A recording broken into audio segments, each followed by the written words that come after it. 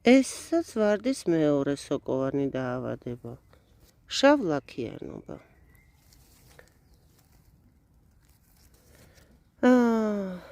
ისევ ვერ ვწამლავ.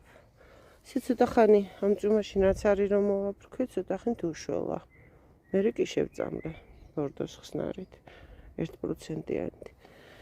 ეხლა ვერ შევწამლავ, კიდე წვიმებია, ამიტომ ერთადერთი გამოსავალი დროებით რომ შევაჩერო მაინც პროცესი არის ესე ხელით და გავიტანოთ ეზო და ნაგავშიან დავწვათ. სანამ მთლიანად მოედება და გავცელდება. საერთოდ ჯერ ადრეა შავლაქიანობისთვის, რომ შემოდგომაზე ახასიათებს მდგრად ვარდებსაც კი შავლაქიანობის წინააღმდეგ ემართება და განსაკუთრებით 3-4 წლის ასაკიდან.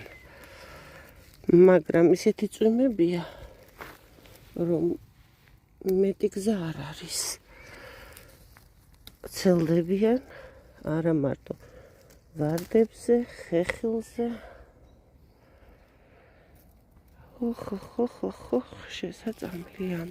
ჩემთან ჯერ არ ჩანს ესე კატასტროფულად, იმიტომ რომ როგორც გითხარით მე შემოდგომაზე, როგორც კი ესეთი მოსვენების პერიოდში შედიან, ამათ 3%-იანი, 3-4%-იანი ბორდოს ნარევით წამლავ ისე, რომ აი ფაქტიურად ფოთლებს წვავ.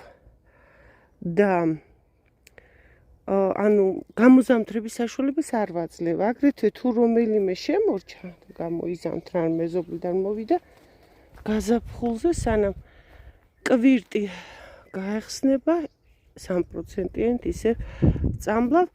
ეს არის პრევენციული და სხვა ფუნგიციდებს ვცდილობ არ ვიხმარო. ჩემი ვარდები როგორც ყოველთვის იგვიანებენ, თბილისში ისეთი სილამაზეა და სხვა ეზოებში, ჩემთან კი აბატონო ჯერ ლედიով შალოტმა დაიწყო, გამოიღო ყვავილი. ცდილობენ გახსნას, მაგრამ ვინაცლის?